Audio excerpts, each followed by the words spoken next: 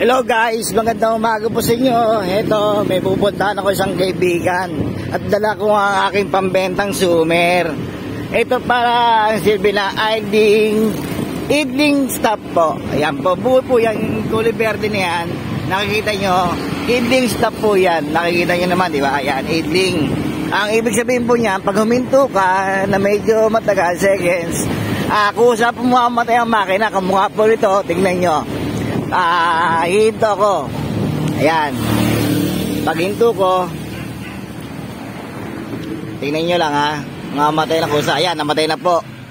Ayan, nagkubiblink na siya. Kapag blink niya, pipihitin nyo lang singador. Aandaran po ulit. Oh, yun oh.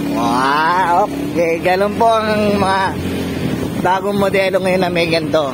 Idling stop po ko tawagin yan po. Okay. Thank you for watching sa mga nakakaalam at sa hindi nakakaalam po. Pwede po yan. Ha? Okay.